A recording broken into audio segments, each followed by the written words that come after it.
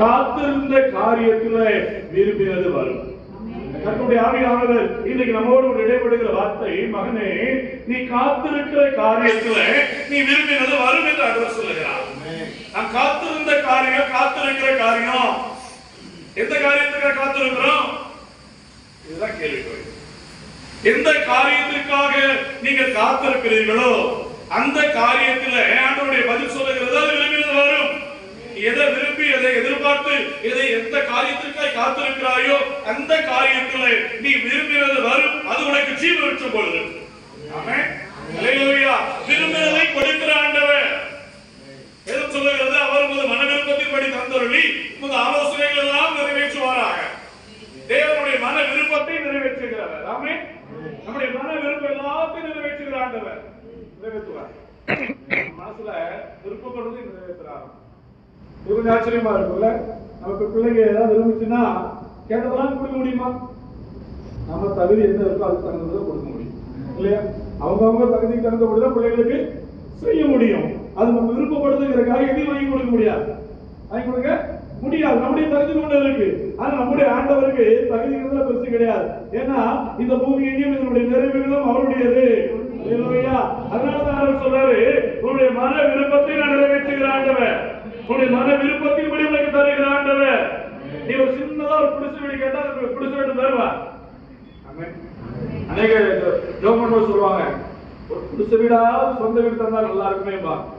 ஆண்டவர் பாப்பாரு, என்ன தருவாரு? பிடிச்ச வீடு தந்துருவார். மன விருப்பம் அப்படிதானே? கேட்கும் போது நல்லா கேளுங்க.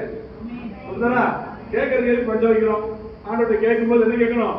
ஆண்டவரை நிறைவாய் ஆசீர்வதியும், நிறைவாய் ஆசீர்வதியும். ஆண்டவர் ஆசீர்வதிக்கிறவர். அவர் சொல்றாரு, அதே 17ஆம் அதிகாரம் 1ஆம் வசனத்துல, நான் சர்வ வல்லமை உள்ள தேவன். என்னவா? எப்படி உள்ள தேவன்? சர்வ வல்லமை உள்ள தேவன். சாதாரண தேவன் அல்ல, நான் சர்வ வல்லமை உள்ள தேவன். அப்போ இன்னும் சொல்றாரு பாருங்க, என்னால செய்யக்கூடாத அதிசயமான காரியம் ஒன்று உண்டோ அப்படின்னு ஒரு கேள்வி வைக்கிறார். ஆண்டவரால் செய்ய முடியாத காரியம் ஒன்று இருக்கா? இல்ல. ஏன்னா அவர் மரித்தவனையும் உயிரோடு கூட எழுப்புகிற ஒரு ஆண்டவர், நாரி போன சரீரத்தையும் உயிரோடு கூட எழுப்பின ஆண்டவர். அந்த ஆண்டவர் தான் நம்முடைய ஆண்டவர். இது இன்னும் எதை சொல்லுகிறது? மரித்தேன் ஆனாலும் இதோ சதாகாலமும் நான் உயிரோடு கூட இருக்கிற தேவன். கைவிட்ட சொல்லுவோமா? அல்லேலூயா. என்னுடைய ஆண்டவர் உயிரோடு இருக்கிறவர். என்னுடைய ஆண்டவர் ஜீவன் உள்ள தேவன். என்னுடைய ஆண்டவர் மரித்தவனையும் உயிரோடு கூட எழுப்புகிற தேவன். அவரால் கூடாத காரியம் ஒன்றும் தேவனால் கூடாத காரியம் ஒன்றுமே இல்லை, ஒன்றும் இல்லை. தேவனால் கூடாத காரியம் ஒன்றும் கிடையாது. அதனால தேவன் நம்ம கூட பேசுறாரு, மகளே நீ விரும்பினது வரும், நீ விரும்பினது வரும். நம்ம விரும்பி இருப்போம் ஒரு காரியத்தை, விரும்பின ஆசீர்வாதங்களை ஆண்டவர் தருகிறார். எந்த எப்படிப்பட்ட விருப்பத்துல விரும்பின காரியம் பாருங்க. அந்த வசனம் சொல்லுகிறது, கர்த்தருக்கு காத்திருந்து விரும்பின காரியம். கர்த்தரிடத்திலே காத்திருந்து விரும்பின காரியம். நல்லா புரிந்து கொள்ள வேண்டும். காத்திருக்கிற பிள்ளைகளுக்கு ஆண்டவர் விரும்பினதை கொடுக்கிறார் என்று சொல்லுகிறார். இந்த காத்திருத்தல் அப்படின்னா என்ன? நம்ம பஸ்ஸுக்காக பஸ் ஸ்டாண்ட்ல போய் காத்திருப்போம். பாத்துருக்கீங்களா? பஸ் வரும் அப்படின்னு சொல்லி பஸ்ஸுக்காக வெயிட் பண்ணுவோம். பஸ் ஸ்டாண்ட்ல எங்க வெயிட் பண்ணுவோம்? வீட்டுல வெயிட் பண்ண வருமா?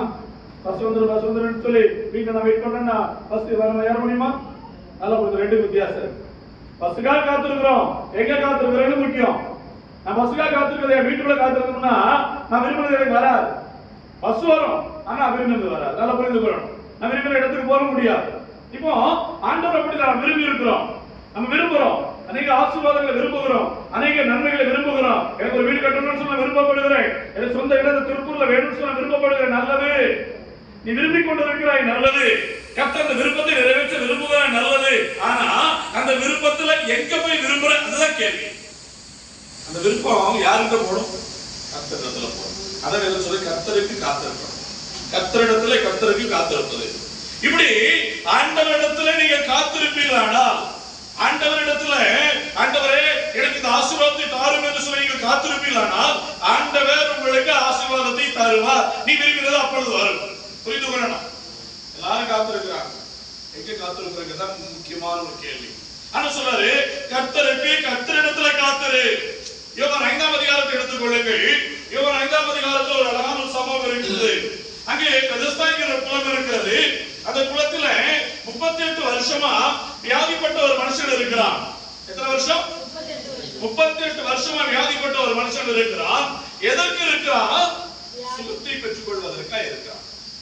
சுகத்தை பெற்றுக் கொள்வதற்காக இருக்கிறான். எத்தனை வருஷமா இருக்கான்? எத்தனை வருஷம்டா? 38 years. ஓகே, நல்லா கவனிக்கணும். 38 வருஷமா காத்திருக்கிறான். அந்த குளத்துக்கு ஒரு மகிமை உண்டு. அந்த குளத்தை சுற்றிலும் அநேக வியாதியஸ்தர்கள் படுத்து கிடந்தார்கள். டாக்டர்களால் கைவிடப்பட்டவர்கள், எந்த வியாதியும் சுகம் வர முடியாத நினைச்சவங்க, மனுஷனால கைவிடப்பட்டவர்கள் எல்லாரும் அந்த குளத்தை சுற்றி இருந்தாங்க. எதுக்கு இருந்தாங்க? அந்த குளத்தை ஒரு தேவதூதன் எப்போதாவது ஒரு நாள் வானத்திலிருந்து இறங்கி வந்து கிடக்குவார். கலக்குதான் தண்ணி எப்படி உட்காந்துவார். இறங்கின உடனே தண்ணி எப்படி கலங்கும்.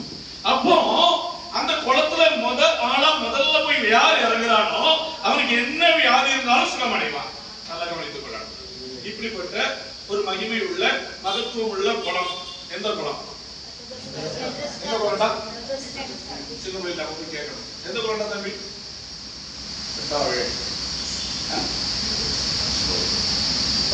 கவனிக்கணும். சரியா பாப்பா? எந்த குளம்?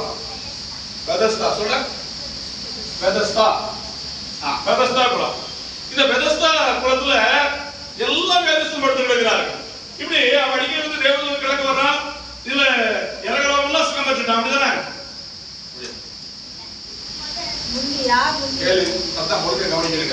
முதல்ல நல்லா கவனிங்க. ஃபர்ஸ்ட்ல முதல்ல அந்த குளத்துல யார் இறங்குறாங்க? எப்போ தேவதூதன் கலக்கிட்டு போயிருவார்ல, கலங்கின பிறகு அந்த குளம் கலக்கப்பட்ட பிறகு, தேவதூதனால் கலக்கப்பட்ட பிறகு முதல்ல இறங்குறவனுக்கு சுகம். அது என்ன வியாதினாலும் பரவாயில்ல, அற்புதம் நடந்துரும். இதுதான் அந்த பெதஸ்தா குளத்துக்கு ஒரு மகிமையான காரியம். இப்போ இந்த மனுஷன் போய் படுத்து கிடக்கிறான். எத்தனை வருஷம் படுத்து கிடக்கிறான்? 38 வருஷமா படுத்து கிடக்கிறான். எதுக்கு படுத்து கிடக்கிறான்? எதுக்காவது ஒரு அந்த குளத்துல சுகம் பெற்றுவேன் அப்படின்னு சொல்லி காத்திருக்கிறான். குளத்திலே காத்து கிடக்கிறான். இவன் பின்னால வந்தவங்க சுகம் பெற்றுட்டு போறான். இவனுக்கு பின்னால அடுத்த நாள் வந்தவங்க போறான். திடீர்னு வந்தவங்க சுகம் பெற்றுக்கிறான். என்ன இவன் சொல்ற ஒரு பதில் சொல்ற பாருங்க. ஆண்டவர் கேட்கிறாரு, வெகுகாலமா வியாதியஸ்தனா இருந்த அவனை கர்த்தர் கண்டு அவன் வெகுகாலமா வியாதியா இருக்கிறான் என்பதை அறிந்து கொண்டு ஆண்டவர் ஒரு கேள்வி கேட்கிறாரு, நீ சுகமாக வேண்டும் என்று விரும்புகிறாயா? ஒரு கேள்வி. ஒரு டாக்டர் நம்ம போய் நிற்கிறோம். டாக்டர் நம்மளை பார்த்து கேட்கிறாரு, இந்த வியாதியில இருந்து சுகம் வேணும், சுகம் அடைய விரும்புறியா அப்படின்னு கேட்டா நமக்கு என்ன தோணும்? ஒரு டாக்டர் தானா அப்படிங்கிற கேள்வி வரும். எதுக்கு போயிருக்கிறோம்? ஆஸ்பத்திரிக்கு. ஆஸ்பத்திரிக்கு எதுக்கு போயிருக்கிறோம்? சுகமாகணும், ஊசி போடணும், சுகமாகணும் அப்படின்னு போயிருப்போம். டாக்டர் நீ சுகமாகணுமா அப்படின்னு சொல்லி கேட்டாருன்னா நமக்கு இன்னொரு சந்தேகம் வரும். இது ஒழுங்கா தான் படிச்சுட்டு வந்தாரு அப்படின்னு. இங்க ஆண்டவர் அதே மாதிரி ஒரு கேள்வி தான் வைக்கிறார். நீ சுகமாக வேண்டும் என்று விருப்பம், நல்ல விருப்பத்தை கேட்கிறார் பாருங்க. நம்முடைய விருப்பம் இங்கதான் நல்லா கவனிக்கணும். நம்முடைய விருப்பம் இருக்கணும். சர்ச்சுக்கு வர்றது பெருசு கிடையாது.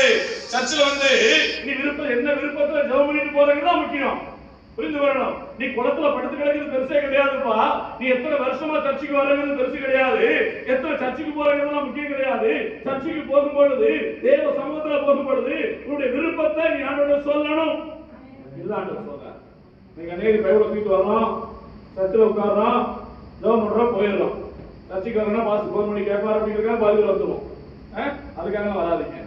விருப்பத்தோட வரணும், விருப்பத்தோட இருக்கணும். இந்த குளத்துல எனக்கு அற்புதம் நடக்கும் அப்படிங்கிற விருப்பத்தோட வரணும். கர்த்தர் விருப்பத்தை நிறைவேற்றுகிறவர். நல்லா புரிந்து வரணும். இப்பதான் அவனுக்கு விருப்பத்தை சொல்றான். விருப்பத்தை சொல்லல ஆண்டவர். அடுத்து பதில் பாருங்க. ஆண்டவரே, இந்த குளத்துல என்னை கொண்டு போய் விடுவதற்கு ஒருவனும் இல்லை. நான் போவதற்கு முன்பதாக வேறொருவன் இறங்கி சுகத்தை பெற்றுக் கொண்டு போகிறான். இதான் பதில். கேட்ட கேள்விக்கு பதிலா நீ சுகமாக விரும்புறியா அப்படி கேட்டா என்ன பதில் சொல்லிருக்கணும்? ஆமா, இல்ல, ரெண்டுதான் பதில். எஸ்ஆர் நோ क्वेश्चन தான் இருக்கு. அப்படிதானா? சுகமாக விரும்புறேன், இல்ல இந்த பேசாம இங்கே இருக்கு விரும்புறேன், ரெண்டு தான் சொல்லிருக்கணும். நான் சொன்ன பதில் பாருங்க. ஆண்டவரே, இந்த குளத்தில் என்னை கொண்டு போய் விடுவதற்கு ஒருவனும் இல்லை. அந்த கேள்விக்கு பதிலுக்கு சம்பந்தம் எல்லாம் பேசுறான்.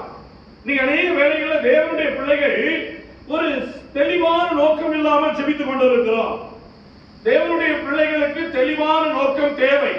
உங்களுடைய ஜெபத்துல ஒரு தெளிவான நோக்கத்தோடு நீங்க ஜெபம் பண்ணணும். இப்ப இந்த மனுஷன் காத்திருக்கிறான். 38 வருஷமாய் காத்திருக்கிறான், பிரயோஜனம் இல்லை. 38 வருஷமாய் காத்திருக்கிறான், ஆண்டவருக்கு தெரியுது. காத்திருந்து அவனை தேடி ஆண்டவர் வருகிறார். ஆமென். அல்லேலூயா. இன்றைக்கு காத்திருந்து சோர்ந்து போன நிலைமையில் இருக்கிற சகோதரனே, சகோதரியே, கர்த்தர் உன்னை தேடி வந்து சொல்லுகிறார். எழுந்திரு, ஒரு படுக்கை எடுத்துக்கொண்டு நட என்று சொன்னது போல கர்த்தர் ஒரு அற்புதத்தை உனக்கு செய்ய போகிறார். இத்தனை வருஷம் காத்திருக்கிறோம், இத்தனை வருஷமாய் காத்திருக்கிறோம், இத்தனை வருஷமாய் காத்திருந்து சோர்ந்து போய் இருக்கிறோம். கர்த்தருடைய ஆவியானவர் இன்றைக்கு உன்னோடு பேசுகிறார். மகளே, உன் காத்திருத்தல் முடிவுக்கு வரும். காத்திருத்தலை கர்த்தர் முடிவுக்கு கொண்டு வருவார்.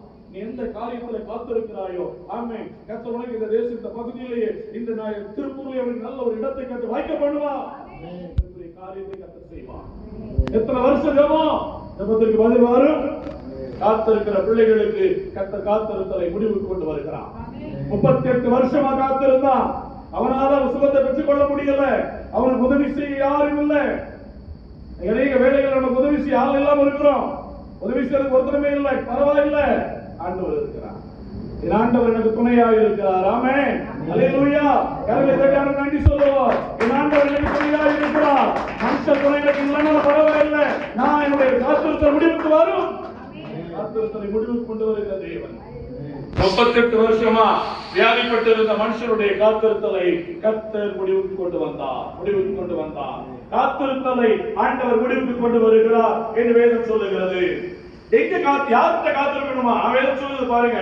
சங்கீதம் 42 அதிகாரம் 5 வசனம் 11 வசனம், சங்கீதம் 43 அதிகாரம் 5 வசனத்துல என் ஆத்துமாவே தேவனை நோக்கி காத்திரு. வேதம் சொல்லுகிறது ஆண்டவர் நோக்கி காத்திருக்கணுமா? யாரை பார்த்து காத்திருக்கணும்? நல்லா கவனித்துக் கொள்ளுங்க. தேவனை நோக்கி காத்திருக்கிற பிள்ளைகளுக்கு அவரை காத்திருக்க முடியும். இன்றைக்கு இந்த காத்திருக்கிற காரியத்துல அநேக செய்கிற தவறு என்ன தெரியுமா? மனுஷங்களை பார்க்கிறது, மனுஷங்களை பார்த்து காத்திருக்கிறது. அவங்க உதவி செய்ய மாட்டாங்களா, இவங்க உதவி செய்ய மாட்டாங்களா, அல்லது வேற யாராவது எனக்கு உதவி செய்ய மாட்டாங்களா அப்படின்னு சொல்லி மனுஷனையோ மற்ற காரியங்களையும் நீங்க பார்த்திருக்கும் பொழுது கர்த்தர் கிரியை செய்ய முடியாது.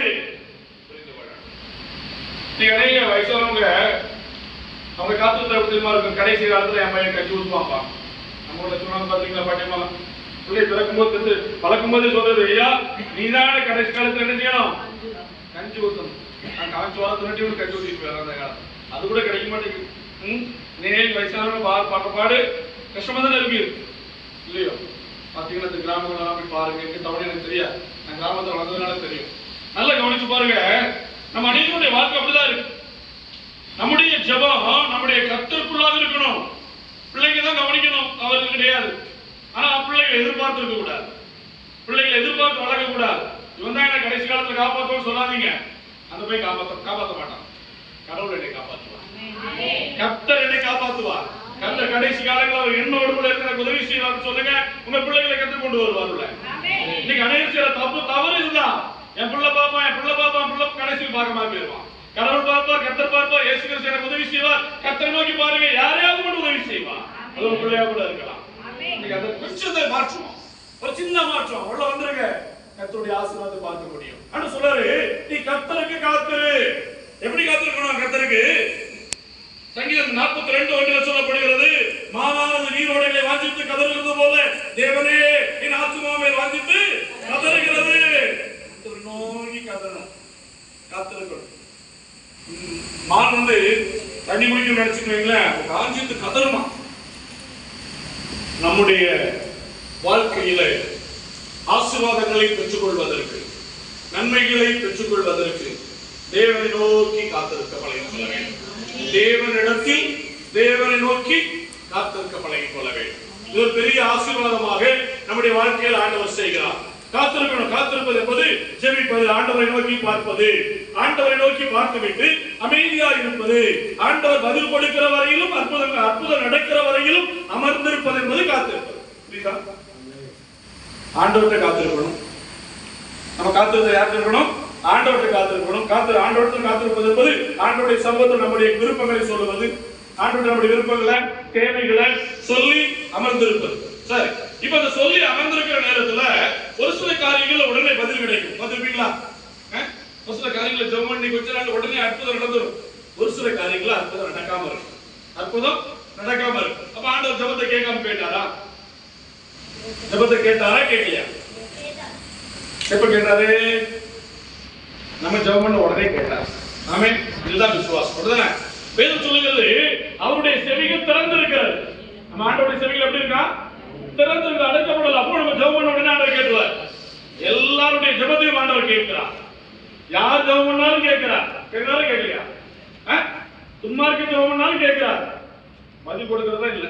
அது வேற. துன்மார்க்குடைய ஜெபம் அருவருப்பானதுன்னு சொல்லுது. கேட்டாலும் அருவருப்பா மாறும். அப்படிதானே? நல்லா புரிந்து கொள்ளுங்க. அவர் ஜெபத்தை கேட்கிறார். இப்ப ஆண்டவர் என் ஜெபத்தை கேட்கிறாரு. இன்னும் பதில் வரவில்லை. இன்னும் பதில் வரவில்லை. இப்பதான் கர்த்தரிடத்துல சொல்லிட்டு காத்திருக்கிற அனுபவத்துக்குள்ள வரோம். காத்திருக்கிற அனுபவத்துக்குள்ள வருகிறோம். மறுபடியும் சொல்றேன். பஸ்ஸுக்காக பஸ் ஸ்டாண்ட்ல காத்திருக்கிறோம். 10:30 வர வேண்டிய பஸ் இன்னும் வரல. 10:30 வர வேண்டிய பஸ் இன்னும் வரல. நான் இன்னும் காத்திருக்கிறேன் பஸ்ஸுக்காக. 11 மணி ஆகுது, இன்னும் பஸ்ஸுக்கு வரல. 11 ஆகுது, இன்னும் பஸ் வரல. எனக்கு ஒரு மனசுல என்ன வரும்? இந்த இடத்துல பஸ் வராது, இப்போ இந்த பஸ் வராது அப்படின்னா வீட்டுக்கு போயிடலாம். இது காத்திருத்தல் அல்ல. இது சரியான காத்திருத்தல் அல்ல. நல்லா புரிந்து கொள்ளணும். இப்ப நான் 11 வரைக்கும் காத்திருந்தேன். அடுத்து 12 மணிக்கு காத்திருக்கிறேன். 12 மணிக்கு பஸ் வரல. 12 மணிக்கு பிறகு காத்திருக்கிறேன். கரெக்டா ஒரு நேரத்துல வந்துருது. சரியான நேரத்துக்கு அதற்கு பிறகு அந்த டைம் அந்த டேபிள் பஸ் வந்துருது. இப்போ நான் அதுக்கு முன்னால போயிருந்தோம்னா, வீட்டுக்கு போயிருந்தோம்னா பஸ் பிடிச்சிருப்போனா, பஸ் ஏறிருப்போனா? ஏறிருக்க மாட்டேன். இன்னைக்கு அநேகம் செய்யற காரியம் ஒரு குறிப்பிட்ட காரியத்துக்காக ஜெபிக்கிறோம். குறிப்பிட்ட நம்முடைய மன விருப்பங்களை ஆண்டவர்கிட்ட சொல்லுகிறோம். சொன்ன பிறகு சொல்லிவிட்டு அதற்கு பதில் வராத தாமதிக்கிற பொழுது விலகி போகிறோம். இங்கதான் ஆண்டவர் சொல்றாரு, காத்திரு. ஜெபம் பண்ணிருக்கீங்களா? நீங்க ஜெபம் பண்ண காரியத்துல அற்புதம் நடக்கும் வரையிலும் தேவ சமூகத்துல காத்திரு. உன் காத்திருத்தல் நன்மையாய் முடியும். ஆமென். அல்லேலூயா. ஆண்டவர் சொல்றாரு, நீ ஜெபம் பண்ண காரியத்துல ஒருவேளை வருஷக்கணக்கா இருக்கலாம். காத்திரு, காத்திரு, பதில் வரும். காத்திருக்கிற காரியத்துல ஆண்டவர் அற்புதம் செய்வார். என்னுடைய அநேக இடங்களில் போற இடங்கள்ல சொல்லுவேன். என்னுடைய பெற்றோருக்கு எங்க அம்மா கல்யாணம் பண்ணி 12 வருஷமா குழந்தை கிடையாது. 12 வருஷமா குழந்தை இல்லை. எங்க அம்மா ஒரு இயேசு அறியாத குடும்பத்திலிருந்து கிறிஸ்தவர்களுக்கு கல்யாணத்துக்கு பிறகு கிறிஸ்தவர்கள் ஆனவங்க. எங்க அப்பா ஒரு சில தலைமுறை, ஒரு 4 தலைமுறை கிறிஸ்தவர்கள். இப்படி இருக்கும்போது எங்க அப்பா நல்ல ஜெபம் பண்ணான். படிப்பறிவு இல்லாத ஒரு தகவலாக தான். ஆனா சர்ச்சைக்கு ஊர்ல தான் நைட் ஜெபத்தெல்லாம் போயிடுவாங்க. முழங்கால் போட்டு முழங்கால் போட்டு ஜெபம் பண்ணலாம். எனக்கு தெரிஞ்சு 69 வயசு வரைக்கும் சர்ச்சுக்கு போனாங்கன்னா முழங்கால தான் இருப்பாங்க.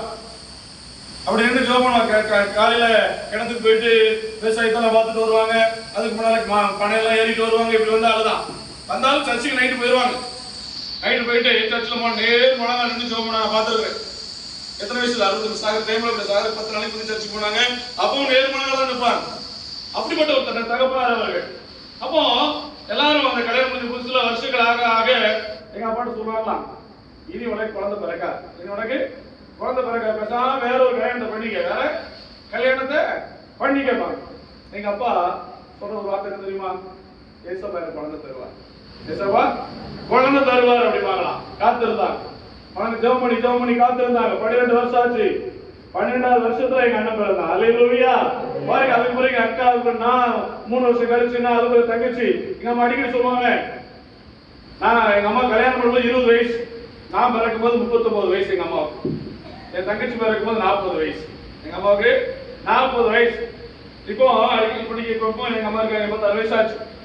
நான் எதுக்கு சொல்றேன் அப்படின்னா, தேவன் மேலே காத்திருக்கிற பிள்ளைகள் ஒரு நாள் வெட்கப்பட்டு போவதில்லை. அல்லேலூயா. காத்திருக்கிற காரியத்தில் நிச்சயமாய் ஆண்டவர் பதில் செய்வார். நீ சோர்ந்து போவதற்கு முன்பதாக ஆண்டவனுக்கு இறங்குவார். கர்த்தர் கண்ணீரை துடைக்கிற ஒரு ஆண்டவர். காத்திருந்து ஜெபிக்கிற காரியத்தில் தேவன் பதில் தராமல் இருக்க போவதில்லை. அந்த காத்திருத்தலின் நாட்கள் தான் ஒவ்வொருவருக்கும் ஒவ்வொரு விதமாக வைக்கப்பட்டிருக்கிறது. ஆண்டவர் நிச்சயம் தருவார். அந்த ஜெபத்தை விட்டுறாதீங்க. அந்த ஜெபத்தை விட்டுறாத. கர்த்தர் உனக்கு ஒரு அற்புதத்தை செய்ய காத்திருக்கிறார். உனக்கு ஒரு அற்புதம் நடைபெறும். ஐயோ, இது எங்க நடக்கும் சொல்லி ஜெபத்தை விட்டுருவாங்கல்ல, அதுதான் தவறாக முடிகிறது. கர்த்தருக்கு காத்திருக்கிறவர்கள், இந்த காத்திருக்கிற காரியத்துல உண்டாகிற ஆசீர்வாதம் பாருங்க. வேதத்துல சங்கீதக்காரர் சொல்லுகிறான், 37ஆம் சங்கீதம் 34ஆம் வசனம்.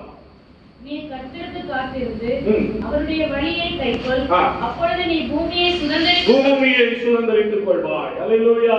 கர்த்தருக்கு காத்திருந்த எதை சுதந்திரித்துக் கொள்வோமா? பூமியை சுதந்திரித்துக் கொள்வோம். ஆண்டவருக்கு காத்திருக்கணும். தேவ பிள்ளைகள் ஆண்டவருக்கு காத்திருந்து பாருங்க.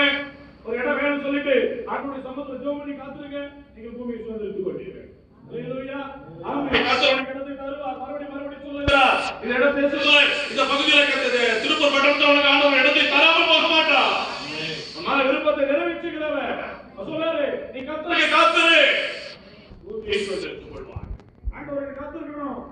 ஆண்டவரை காத்திருக்கணும். ஆண்டவரே எனக்கு இடத்தை தாரும், ஆண்டவரே இந்த பூமியை சுதந்திரித்துக் கொள்ளும்படி எனக்கு இறங்கும் ஆண்டவர் என்று சொல்லி காத்திருக்கும் பொழுது கர்த்தர் பூமியை சுதந்திரித்துக் கொள்ள செய்கிறார். காத்திருந்து அந்த ஆசீர்வாதத்தை பெற்றுக் கொள்ள முடியும். இன்னைக்கு சூழ்நிலை எல்லாம் இருக்கலாம். இன்னைக்கு சூழ்நிலை நமக்கு தெரியாத அளவுல இருக்கிற நம்மளால பெற்றுக் கொள்ள முடிய தகுதி இல்லாதவங்க இருக்கலாம். கர்த்தர் சூழ்நிலைகளையும் ஆசீர்வாதங்களையும் தந்து வாய்க்கப்படுகிறவர். கர்த்தர் நடத்துவார். சொல்றாரு, கர்த்தருக்கு காத்திருக்கிறவர்கள் பூமியை சுதந்திரித்துக் கொள்வார்கள். லூக்கா 1:13 ஒரு சம்பவம் இருக்கிறது. சகரியா என்கிற ஒரு மனிதன் பாருங்க, நல்ல வயசாச்சு. அவருடைய மனைவி வயது சென்றவர், குழந்தை இல்ல, ஆனா ஊழியம் பண்ணுகிறார். ஆசாரிய ஊழியத்தை செய்து கொண்டு இருக்கிறார். தனக்கு பிறகு ஆசாரிய ஊழியம் செய்வதற்கு பிள்ளை இல்ல. பெரிய வாரம். ஒவ்வொரு நாளும் ஜெபம் பண்ணுகிறான், ஆண்டவரே எனக்கு ஒரு குழந்தை தார், எனக்கு ஒரு குழந்தை தார். பாரத்தோட கண்ணீரோட ஜெபம் பண்ணிட்டு இருக்கிறாரு. குழந்தை இல்ல, வயசாகிட்டே இருக்கு. இப்போ ஒரு தேவதூதன் சொல்றாரு, சகரியாவே உன் வேண்டுதல் கேட்கப்பட்டது. ஆமென். அல்லேலூயா. நன்றி சொல்லுங்களேன். அல்லேலூயா. ஆண்டவர் சொல்றாரு, உன் வேண்டுதல் கேட்கப்பட்டது. அன்னைக்கு தான் ஜெபம் பண்ணாரா? அந்த மனுஷன் அன்னைக்கு தான் ஜெபம் பண்ணாரா? குழந்தைக்காக கல்யாணம் முடிஞ்ச அன்னைக்கு ஜெபம் பண்ண வச்சிருப்பார். அப்படிதானே? என்ன சொல்றது? உண்மைதானா? குழந்தை பாக்கியம் வேணும்னு சொல்லி நம்ம ஜெபம் பண்றோம்ல, நம்ம பிள்ளை கல்யாணம் முடிஞ்ச பிறகு கல்யாணத்துக்கு முன்னால கூட ஜெபம் பண்ண சொல்லுவாங்க. பிள்ளைக்காரங்கிட்ட கல்யாணம் முடிஞ்ச உடனே குழந்தை பாக்கியம் இருக்கணும் பாஸ்டர் ஜெபம் பண்ணி அப்படி சொல்லுவாங்க, சொல்றாங்கல்ல. அப்போ நம்ம ஜெபம் பண்ணிருப்போம். இத்தனை வருஷமா ஜெபம் பண்ணிட்டு இருக்காரு. ஆனா வயது சேர்ந்தவரா இருக்கிறார்.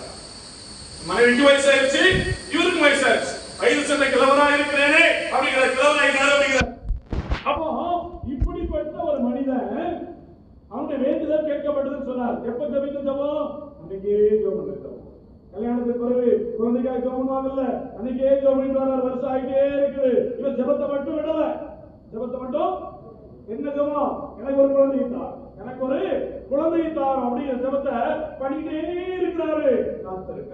காத்திருக்கிற மனுஷன் வயசாயிடுச்சு, மனைவிக்கும் வயசாயிடுச்சு. ஆனா ஜெபத்தை மட்டும் விடல. ஜெபத்தை மட்டும் விடல. சூழ்நிலை எதா இருந்தாலும் ஜெபத்தை விடாதீங்க. கர்த்தருடைய காத்திருத்தலை ஆசீர்வாதமாய் எடுத்துக் கொடுப்பார். ஆமென். அல்லேலூயா. நல்லா புரிந்து கொள்ளணும். சூழ்நிலை எதா இருந்தாலும் பரவாயில்லை, வயதானாலும் பரவாயில்லை, ஜெபம் பண்ணுவேன். அவருடைய விசுவாசம். சகரியாவுடைய விசுவாசம் என்னது? வயசானாலும் பரவாயில்ல, எனக்கு குழந்தை தாருமானவர். அந்த காத்திருக்க ஆண்டவருடைய சமூகத்தில் ஜெபம் பண்ணிட்டே இருப்பதுதான் காத்திருப்பது. அவர் ஆசீர்வாதத்தை சுதந்திரித்துக் கொண்டார். சகரியா ஆசீர்வாதத்தை சுதந்திரித்துக் கொண்டார். நாம் ஆசீர்வாதங்களை சுதந்திரித்துக் கொள்வோம். இரண்டாவது, ஆண்டவருக்காய் காத்திருப்பது. காத்திருக்கிற காரியத்துல ஏசாயா 40:31 வாசியுங்கள். ஏசாயா 40:31. கர்த்தருக்கு காத்திருக்கிறவர்களோ புது பலனடைந்து கழுகுகளை போல சக்திகளை எழும்புவார்கள் என்று வேதம் சொல்லுகிறது. கர்த்தருக்கு காத்திருந்தா காத்திருந்து பெற்றுக்கொள்ளுகிற ஆசீர்வாதம். காத்திருந்து பெற்றுக்கொள்ளுகிற ஆசீர்வாதம்.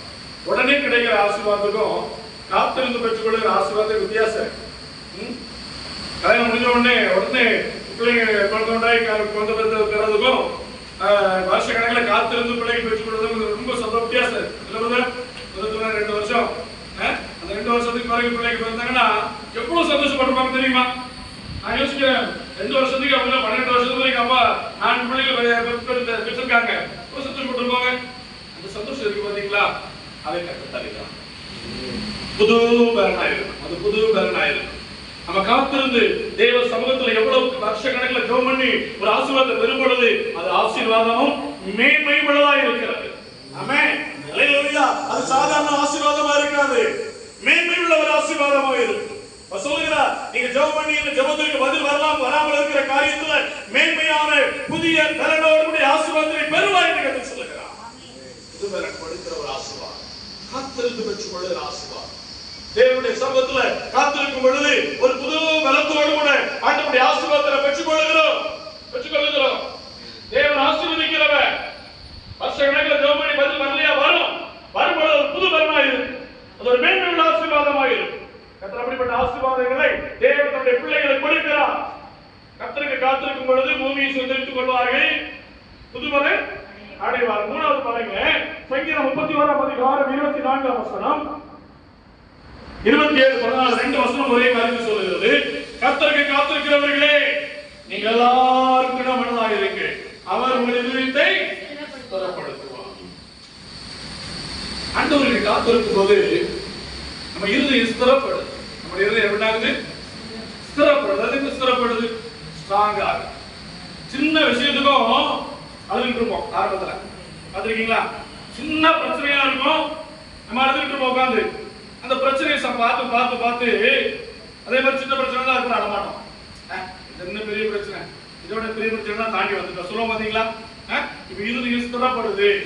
பிரச்சனைகளை பார்த்து கூட இருதயம் ஸ்திரப்படுது. ஆண்டவர் சொல்றாரு, நீ கர்த்தருக்கு காத்திருக்கும் பொழுது இருதயம் ஸ்திரப்படும். ஆண்டவருடைய சமூகத்துல ஜெபிக்கிற பிள்ளைகளோட இருதயம் ஸ்திரப்படாது, கலங்காது, கலங்கி கொண்டிராது. எவ்வளவு பெரிய பிரச்சனை வந்தாலும் கர்த்தர் பார்த்துக் கொள்வார். ஆமென். ஹல்லேலூயா.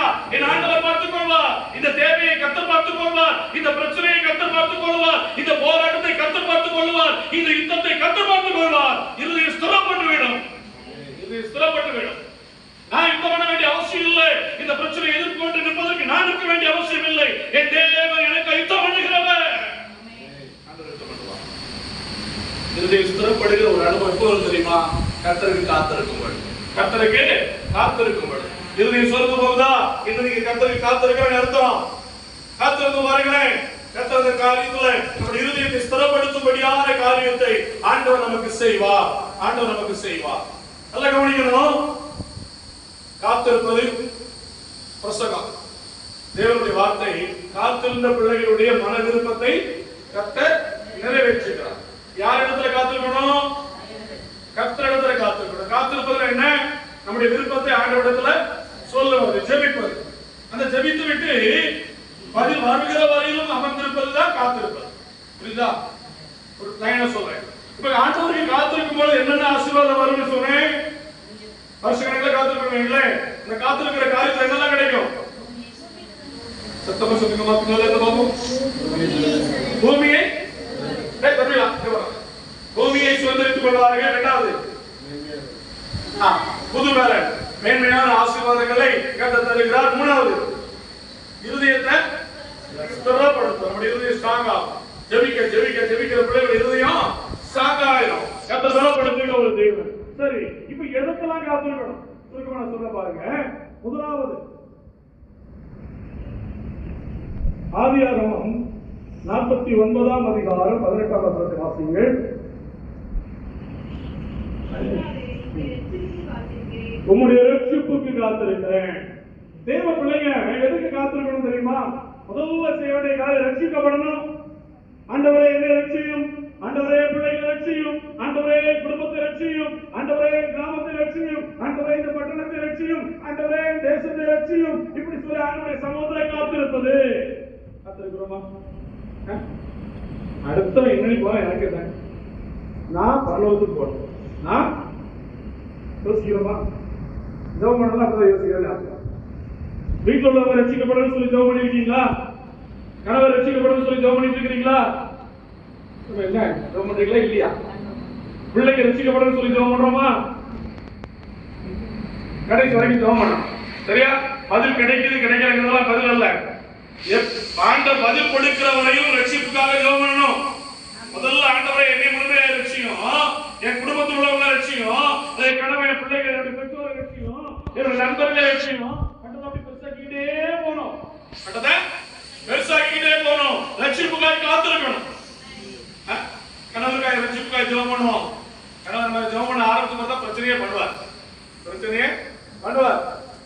கொஞ்சம் குடிச்சாலும் கூட குடிச்சிருப்பாருங்களேன். நம்ம ஜெபம் பண்ண நிறைய போகணும். இந்த மனுஷனுக்காக நம்ம ஜெபம் பண்ணணும். இவருக்கு ஜெபம் பண்ணி பிரயோஜனம் இல்ல. அப்படியே தண்ணியை தெளிச்சு விட்டுறது. பக்கத்துல வந்தாலும் தெரிஞ்சு விடுறது. இதுவல்ல காத்திருக்கும். இதுவல்ல காத்திருப்பது. என்ன காத்திருக்கணும்? ரட்சிப்புக்காக காத்திரு. அவனுடைய ரட்சிப்புக்காக நீ காத்திருக்கணும். ஆண்டவரே கணவரை ரட்சியும், கணவரை ரட்சியும். ஆண்டவரே குடிக்கிற பிள்ளையை ரட்சியும். ஜெபம் பண்ணணும். ஜெபம் பண்ணி பாருங்க, கர்த்தர் நீங்க விரும்பினதை தருவா. காத்திருக்கிற காரியத்தில் நன்மையை சுதந்திரிப்பீர்கள். கர்த்தர் ஸ்திரப்படுத்துவா. இதை செய்யறதில்லை, விட்டுதான். இவருக்கு ஜெபம் பண்ணி என்னையா பிரயோஜனப்படும்? அப்படிதானே? செத்த ஒரு ஆட்டுக்கு ஜெபம் பண்ணா கூட உயிர் வந்துடும். நம்ம ஜெபம் பண்ணோம்னா இந்த மனுஷன் எங்க திருந்த போறார் அப்படியெல்லாம் நினைக்கிற பாத்தீங்களா? நம்ம முதல்ல அதை விடணும். ஜெபம் பண்ணணும். நான் ஜெபம் பண்ணுவேன், இயேசு பதில் கொடுப்பான். அல்லேலூயா. என் ஆண்டவரால் கூடாத காரியம் ஒன்றுமே கிடையாது. ரட்சிப்புக்காய் காத்துரு. என்ன சொல்றாரு? நீ ரட்சிப்புக்காய் காத்துரு. ஜார்ஜ் முல்லர் அப்படின்னு ஒரு பெரிய ஊழியக்காரர் இருந்தார். பெரிய ஊழியக்காரர், வல்லமையான ஊழியக்காரர். லட்சக்கணக்கான ஜனங்களை கர்த்தரை நடத்துற ஒரு தேவ ஊழியர். ஆயிரக்கணக்கான அநாத பிள்ளைகளை போஷித்து வழி நடத்துகிற ஒரு தேவ மனுஷன். அவர் ஜெபம் பண்ண அப்படியே நடக்குமா? அவருடைய நண்பர்கள் 2 பேருக்காக ஜெபம் பண்ணார். அவ்வளவு பெரிய ஊழியக்காரர். நண்பர்கள், அவங்க நண்பர்கள் இருப்பாங்க பாத்தீங்களா? என்னைக்கா ஜெபம் பண்ணிருக்கீங்களா? என் நண்பர்களை லட்சியமானவரை குடிக்கலாம் லட்சியம் சொல்லி ஜெபம் பண்ணிருக்கீங்களா? இல்லையா? இன்னைக்கு ஒரு ஜெபம் தராய்ப்போம். சரியா? 2 பேரை வச்சு 2 நண்பர்கள் இருப்பாங்க. நண்பர்கள் இல்லாம யாரும் இருக்க மாட்டோம். மனைவி வீட்டுல பிரச்சனை பண்ண எங்க போய் இருப்போம்? நண்பர்கள் இருப்போம். சரியா? அப்ப அந்த நண்பர்களுக்காக ஜெபிக்கிறோம். இந்த 2 நண்பர்களுக்காக ஜெபம் பண்ணார். ஊழியக்காரர், பெரிய ஊழியக்காரர். அது வரவே இல்லை. 53 வருஷம் ஜெபம் பண்ணார். எத்தனை வருஷம்? 53 வருஷம் ஜெபம் பண்ணாரு. 2 பேர் ரட்சிக்கப்பட்டார். ஹalleluya. 53 வருஷமா நான் ஜெபம் பண்ணிருக்கேன். கர்த்தர் 53 வருஷத்துல கர்த்தர் சந்தித்தார். அப்ப இதான் காத்திருக்கிறது. நல்லா புரிந்து கொள்ளணும். ரட்சிப்புக்காய் காத்திருக்கிறது என்னது? நீ ஜெபம் பண்ணிட்ட ரட்சிப்புக்காய் காத்திரு. ரட்சிப்பு வரும், ரட்சிப்பு வரும் என்று கர்த்தர் சொல்லுகிறார். நான் ஒரு புத்தகத்தை வாசித்து கொண்டிருந்த ஒரு தாயாருடைய ஒரு சகோதரி சாட்சியை வாசித்தேன். நல்ல வசதியுள்ள குடும்பத்தை சேர்ந்த ஒரு சகோதரி. டீச்சர் வேலை படித்திருந்தார்கள், டீச்சர் வேலை பார்த்துக் கொண்டிருந்தார்கள். அவர்களை திருமணம் முடித்து கொடுத்தார்கள். திருமணம் முடிச்சு கொடுத்து அன்னைக்கு அடுத்த நாள்ல தான் தெரியுது நல்ல குடிகார், மோசமான வாழ்க்கையில் மாறுகிறவர். இந்த சகோதரி ஆண்டவரை தேடின ஒரு சகோதரி. நல்ல வசதி இருக்கு. இப்ப கொஞ்ச நாள் கழிச்சு அவனை பத்தி இந்த குடும்பத்துக்கு தெரிய வருது.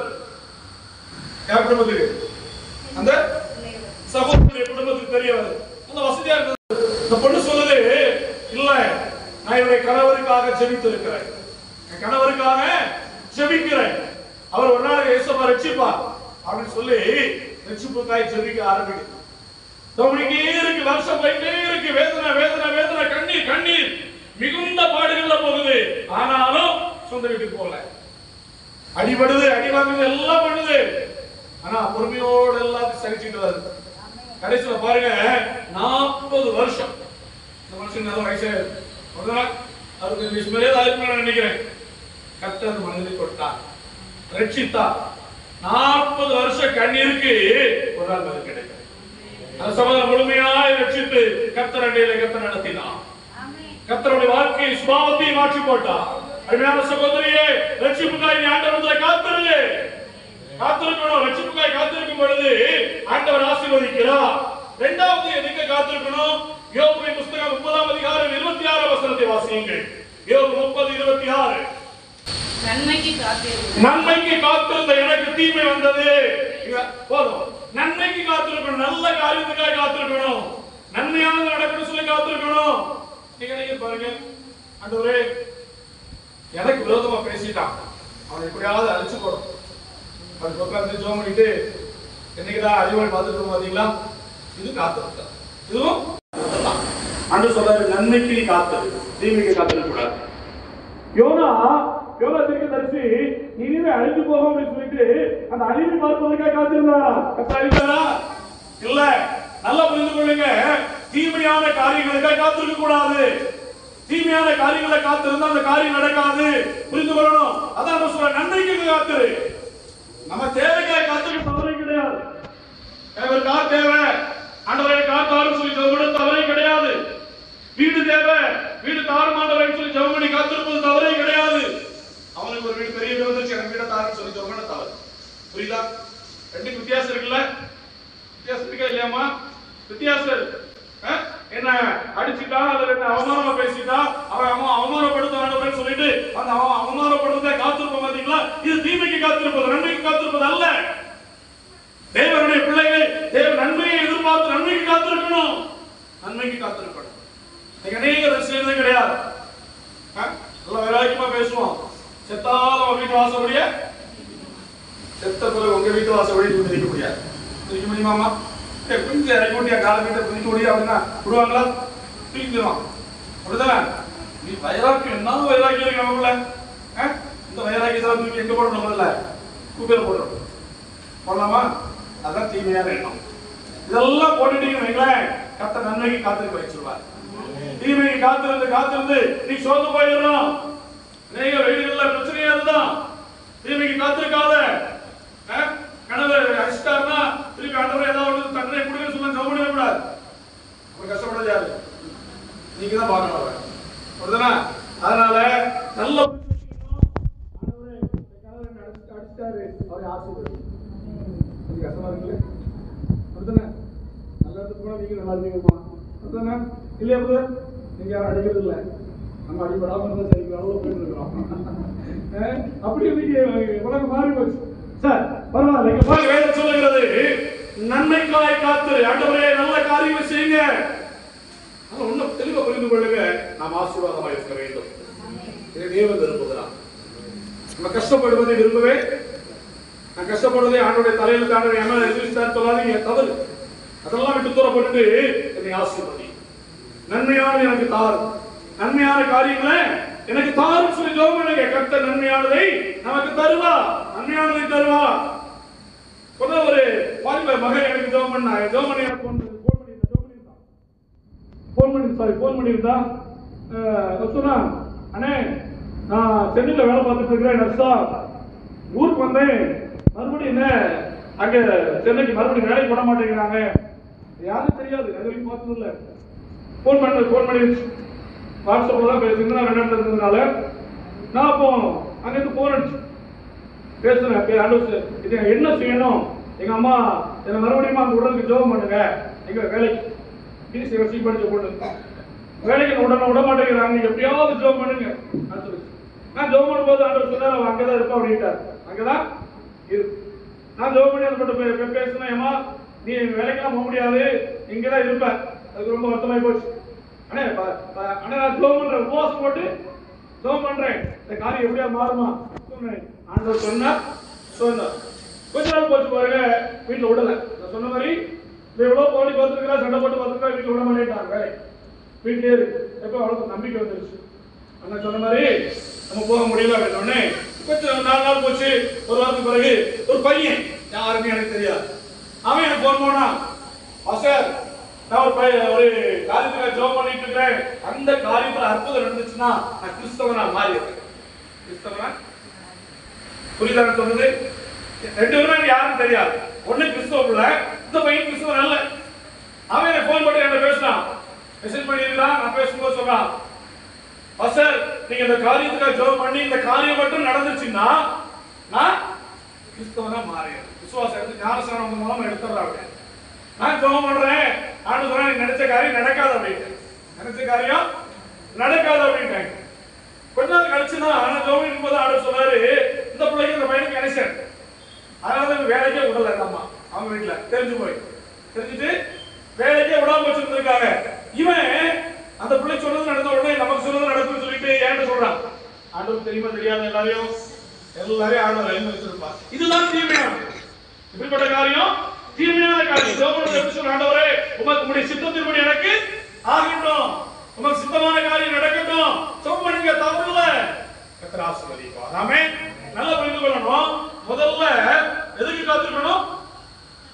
எதுக்குமா காத்திருக்கணும்? ரெண்டாவது நன்மைக்கு காத்திருக்கணும். மூணாவது ஒரு காரியம் சுருக்கமா சொல்றேன். 2 பேதுரு 3ஆம் அதிகாரம் 12ஆம் வசனத்துல 2 பேதுரு 3:12 காத்திருக்கணும். வேதத்தை வாசியுங்கள். சங்கீதம் 104ஆம் அதிகாரம் 27ஆம் வசனம். 104:27. ஆகாரத்தை தருவீர்கள், ஆமென். ஏற்ற வேளையில பதில் வரும் என்று சொல்லி நாம் காத்திருக்க பழகிக் கொள்ள வேண்டும். ஜெபிக்கிற பிள்ளைகள் ஒன்றை மாத்திரம் புரிந்து கொள்ள வேண்டும். ஜெபிப்பது என்னுடைய வேலை, ஜெபத்திற்கு பதில் தருவது ஆண்டவருடைய வேலை. அவர் எந்த நேரத்தில் எனக்கு பதில் தரணும்னு நினைச்சிருக்கிறாரோ அன்றைக்கு எனக்கு பதில் தருவார். அதுவரை நான் காத்திருப்பேன் என்று சொல்லி அதுவரையில் ஜெபிக்கிற காரியம் தான் உண்மையான காத்திருத்தல். தேவன் ஒரு நாள் கைவிட மாட்டார். நல்லா புரிந்து கொள்ளணும். காத்திருக்கிற பிள்ளைகளை ஒரு நாள் கைவிட மாட்டார், வெட்கப்படுத்த மாட்டார். ஏற்ற வேலையில தேவனுக்கு ஏற்ற வேலை. புரிந்து கொள்ளுங்க. தேவனுக்கு ஏற்ற நேரத்தில் ஒரு நேரத்தை வச்சிருப்பார். அந்த நேரத்தில் தேவனுடைய பிள்ளைகளுக்கு ஆண்டவர் காத்திருக்கிற பிள்ளைகளை ஆசீர்வதிக்கிறவர். ஆண்டவர் காத்திருக்கிறவர்களை காத்து தருவார். அது வரையிலும் அவர் உறுதியாக பிடித்துக் கொள்ள வேண்டும். யோவான் 2ஆம் அதிகாரம் 4ஆம் வசனத்துல கன்னிய திராட்சரசமாய் மாறுவதற்கு முன்பதாக அவருடைய தாயாரை மரியாதை சொல்லுகிறார், ஸ்திரீயே உனக்கும் எனக்கும் என்ன, என் வேலை இன்னும் வரவில்லை. ஆண்டவருடைய வேலை வரணும். ஆண்டவருடைய வேலை வரணும். கொஞ்ச நேரத்துல அவர் அற்புதம் செய்ய போறாரு. அதுக்கு முன்னால அவர் அற்புதம் செய்ய மாட்டார். முடியாதுங்கிறதுல மாட்டார். ஏற்ற வேலையை காத்துருக்க. ஏன் காத்துருக்கா தெரியுமா? திராட்சரசம் முடிச்சு குறையட்டும். அப்பதான் ஆண்டவருடைய மகிமையை பார்க்க முடியும். அல்லேலூயா.